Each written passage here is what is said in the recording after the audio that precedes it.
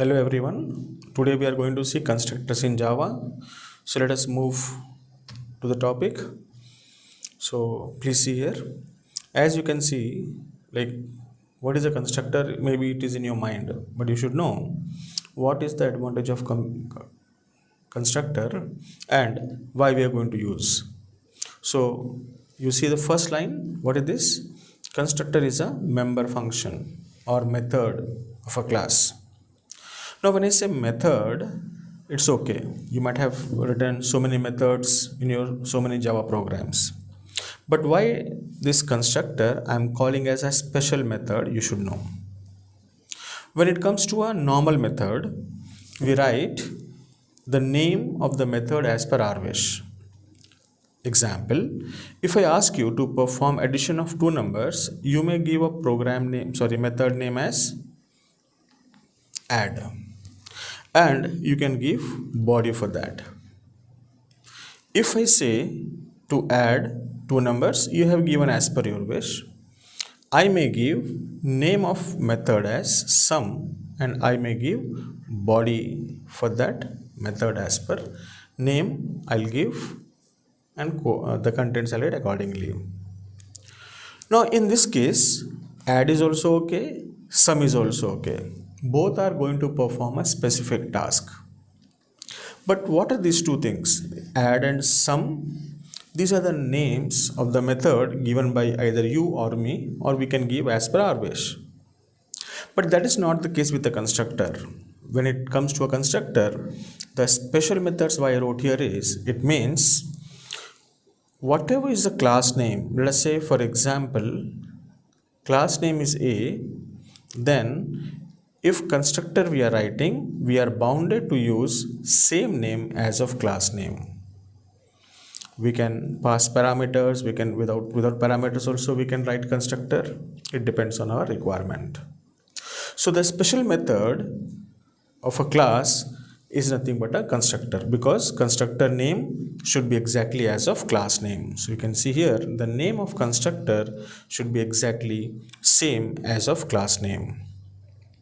Now what it does, always remember, constructor is used to initialize the objects with a legal name, whatever you are using the parameters and all. So to pass the initial values, so legal initial values we can pass it to the class and we can continue with our program as well.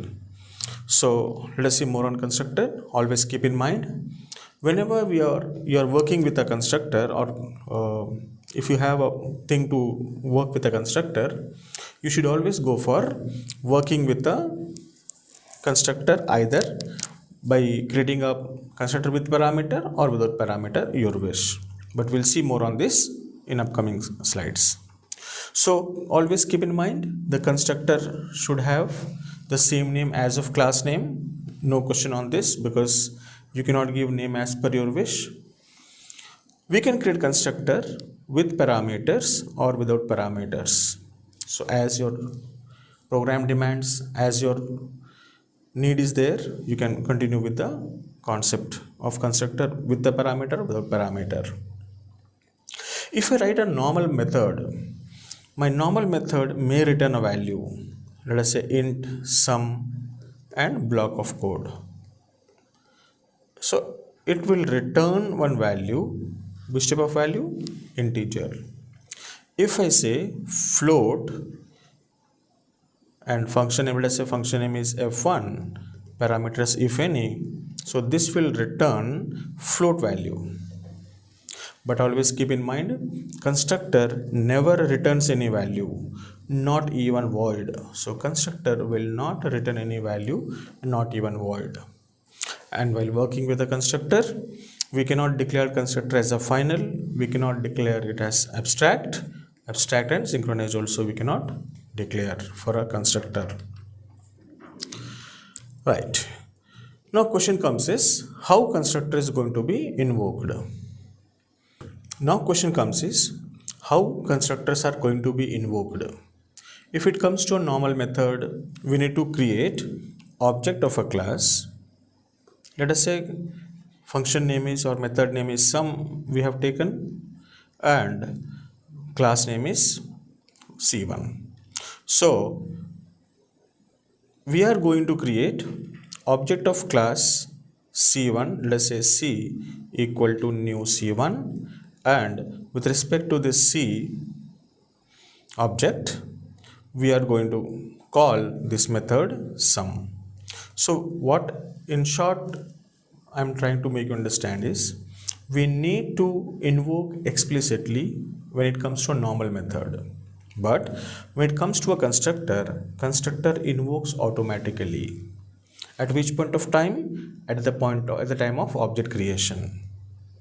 Whenever we create object, we need not explicitly call constructor. Constructor gets invoked automatically. So when it comes to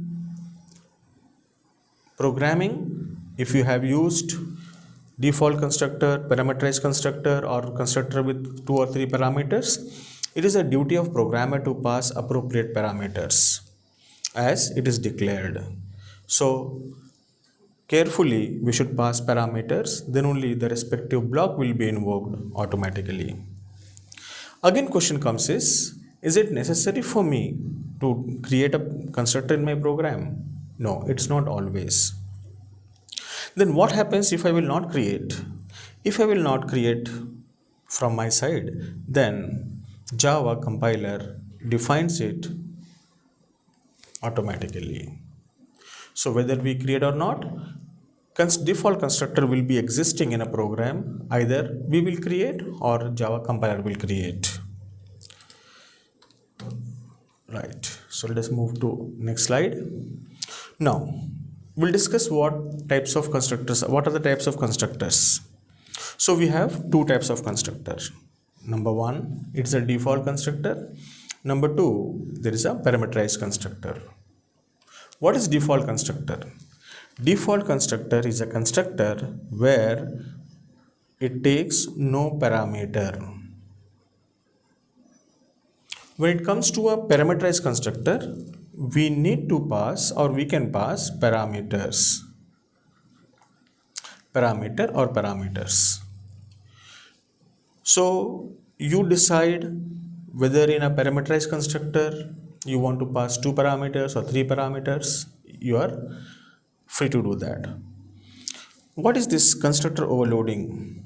You might have seen that in a method overloading, if we write method more than once with the same name and if they differ in their signature, then or the type of parameters, it is called as method overloading. Likewise, if we create constructor, let us say default constructor, one parameterized constructor with 2 parameters, one parameterized constructor with 3 parameters, then altogether it is termed as a overloading constructor. So this is some example here how to create a constructor, what is to be taken care, we'll see. Right, let us see default constructor. What is default constructor? A default constructor is a constructor with no parameter. So what should be in your mind? That when we will not pass any parameter to a constructor, it is called as a default constructor. So here you can see my class name is test1. So my constructor name is also test1. So we cannot give name as per our wish. It should be same as class name. Yes, I have taken care and both names are same. And body, accordingly we can write method body. So this is a constructor and this is a class. In my main block, I need to create object. So I'll create object for class test1. Let us say object name is t1 I have taken. And at this point of time, default constructor invokes automatically. And we need not call it explicitly from our side. Similarly, when it comes to a parameterized constructor, so what is a parameterized constructor? As we have discussed, it is a constructor where we can pass parameters with parameters as per our wish. So here you see class name is test2. My constructor name is also test2 I have taken. and it's a block of constructor. This is a block of a class. Yes. Here I have taken two parameters, int space x, comma int space y. So this constructor takes two parameters of integer type. So I'll go to backslide. At one point of time I said it is a duty of programmer to pass appropriate parameters. So see here, it is our duty to pass appropriate parameters. So this constructor takes two parameters. So I need to pass two parameters. Of which type? Exactly same type what is being defined here. So it has been defined as int here, int over here. So these two should be of integer type. If it is of string type, we must pass string type as parameters. So whatever we are defining, we need to pass appropriate parameters accordingly. So let us quickly move to a program. I'll be showing you a program to make you more clear with the concepts. So we'll move to a program. Let us see constructor programs. So I have taken VS Code, one editor. You can take any editor. I have taken new file. I'll select a language. Here it goes. I'll select a language. I'll say Java because we are working in Java. I'll save this program. I'll save in one path. Let us say D drive my demo. I'll say first.java. So my file name is first.java. I have taken in double quotes and I'll say all files. I'll save it. So we'll start working with the program. I'll say class, I can say demo, or let us say because I have shown test1, so I'll say test1 here, test1. I'll go for constructor. So we'll go for two parameters. In parameterized constructor and in default constructor will not pass any parameter. So here I'll take two variables, int x comma y comma, let us say sum I'll take. Now what I'll do here is I'll take a default constructor. I'll create a default constructor. The name of constructor is same as of class name. So I'll say test1 and no return type. It does not return any value. So I'll initialize with the, let's say 100, and for y I'll be initializing with the 200. So constructor is going to be invoked automatically whenever we create object. So we'll go for addition of these two values. So one method I'll write, void add these two values. I'll say sum equal to x plus y. So you might have noticed here that here add is a normal method where it returns a value but void type. But here constructor never returns any value. So this block is not going to give any value back. So I wrote here void, but in constructor even void you cannot write. So this block is going to be called explicitly. Constructor invokes automatically, implicitly at the time of object creation. I'll take one more block to display the output. I'll say void display.